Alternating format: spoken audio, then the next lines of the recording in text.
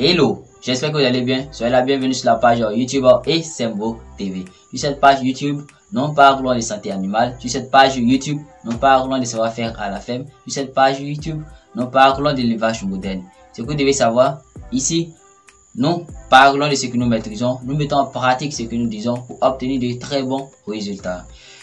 Alors, aujourd'hui, vous expliquer entre un bâtiment en bois ou un bâtiment en béton avec quel bâtiment vous devez commencer. Nous allons vous expliquer ça dans cette vidéo en vous donnant les avantages et les inconvénients.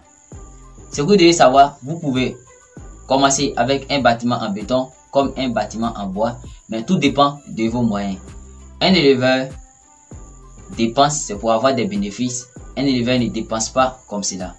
Voilà pourquoi il est très important de faire un devis. Toujours, je le dis, faire l'élevage, ce n'est pas acheter un terrain. Faire l'élevage, ce n'est pas construire un bâtiment. Faire l'élevage, ce n'est pas acheter des poussins. Faire l'élevage, ce n'est pas donner à manger aux poussins. Faire l'élevage, ce n'est pas donner des médicaments, des antibiotiques aux poussins. Mais faire l'élevage, c'est avoir la maîtrise, c'est maîtriser ce que tu fais et avoir des bénéfices. Faire l'élevage, c'est de vivre de son métier. Parce que lorsque tu fais l'élevage, tu dois vivre de ça. Donc, ce que vous devez savoir, pour un bâtiment en béton, la durée c'est de 50 ans et plus. Un bâtiment en béton peut durer 50 ans et plus. Un bâtiment en bois peut durer 10 ans.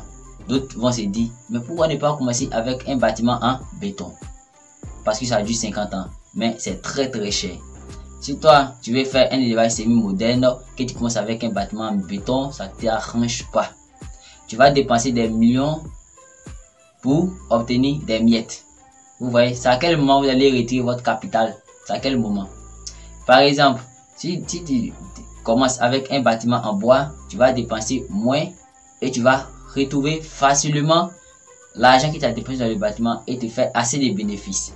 Tu as 10 ans d'utilisation avec un bâtiment en bois. Avec un bâtiment en bois, tu as 10 ans d'utilisation. Et j'en ai la preuve, avec nous nos bâtiments, avec nous nos devis, ces bâtiments en bois font 10 ans d'utilisation. Comment ça se passe? Lorsque tu utilises tes bâtiments en bois, tu as le temps d'épargner chaque mois.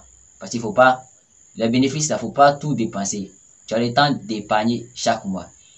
Par exemple, si tu commences, que tu as commencé à faire assez de bénéfices, que tu épargnes 10 000 francs CFA chaque mois, donc on prend 10 000 fois 12, puisqu'on sait qu'il y a 12 mois dans l'année. Il y a 12 mois dans l'année. Donc, 10 000 francs CFA fois 12, ça te fait 120 000. Lorsque tu prends 120 000 fois 10, je fais 120 000 fois 10, ça donne 1 200 000. Si tu arrives à épargner 20 000 fois 12, ça fait 240 000. Puisqu'on sait que il y a 12 mois dans l'année et nous allons faire 20 000 fois 12, ça fait 240 000. Nous allons faire 240 000 fois 10. Ça fait 2 400 000. Vous avez déjà 400 000 de côté et les 2 millions vous pouvez prendre pour construire votre bâtiment et même les 400 000 francs vous servez de quelque chose. Donc, vous comprenez que en 10 ans, vous aurez économisé quelque chose. Ça dépendra de vous, la manière que vous allez économiser. Mais ce que vous devez savoir, avec 2 millions de francs CFA, vous pouvez faire ce type de bâtiment qui défile devant vous.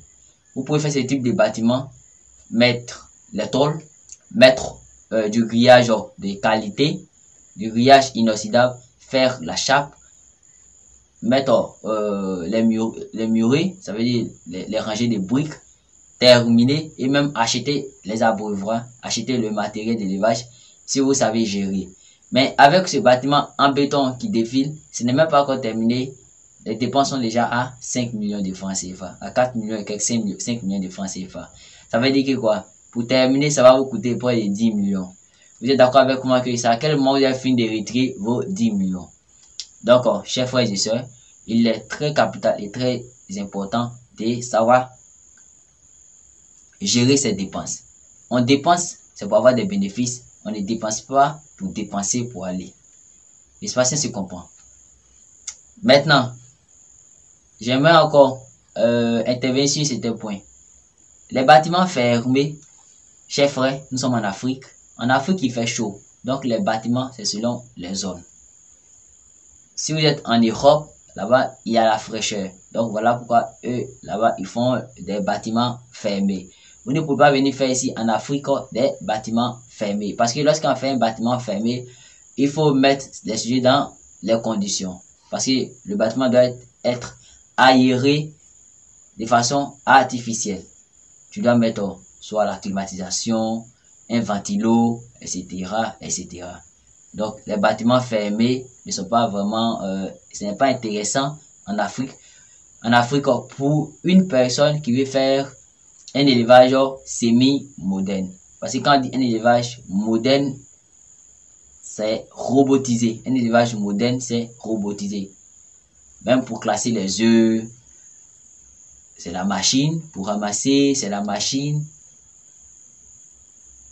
L'homme intervient, mais ce n'est pas trop.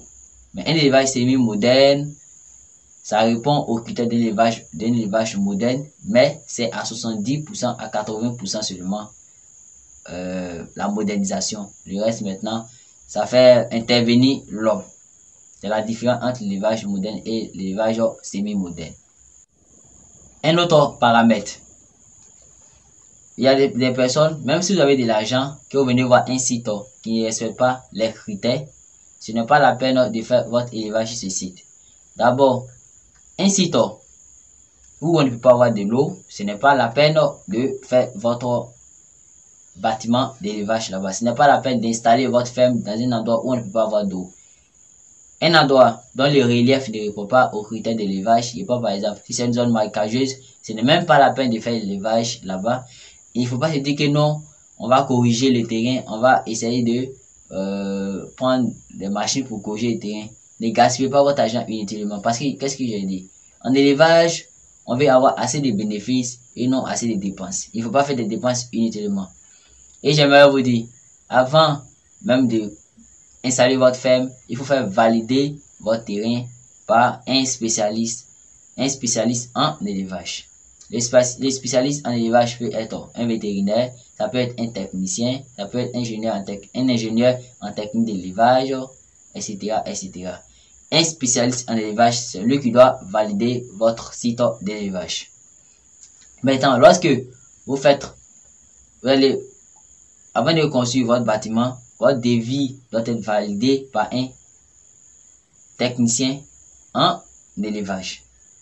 Par un technicien en élevage, un vétérinaire ou un ingénieur des techniques d'élevage. On ne se lève pas comme ça, on ne fait pas des recherches dans le tas comme cela et prendre des résultats dont toi-même tu n'es pas sûr, tu n'as pas essayé, tu n'as pas testé une fois. Parce que une fois tu finis de construire ton bâtiment, tu ne peux plus casser encore pour refaire. Un bâtiment qui est mal fait aura des répercussions sur la santé des animaux, aura des répercussions sur la croissance des animaux, aura des répercussions sur votre rentabilité. Parce qu'un bâtiment qui ne respecte pas les critères, tes sujets auront toujours des problèmes. Je pense que c'était tout pour notre vidéo d'aujourd'hui. Abonnez-vous sur cette page YouTube chaque week-end et tous les jours à la même heure. Généralement, nous mettons nos vidéos en ligne à 9h30 GMT Côte d'Ivoire. Tous les jours et les week-ends. Tu as pris assez de savoir aujourd'hui. Tu vas partir comme ça sans t'abonner. Partage la vidéo pour nous encourager à ajouter de nouvelles vidéos. Partage la vidéo pour que la communauté puisse agrandir. Partage la vidéo avec tes amis.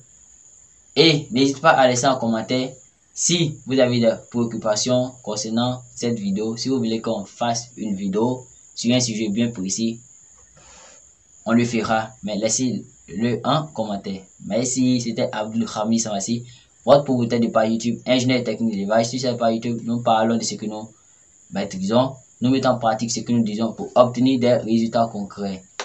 À la prochaine pour de nouvelles vidéos, pour des vidéos instructives sur la page YouTube et Semvo TV. On compte sur vous pour atteindre très bientôt 1,5 million d'abonnés.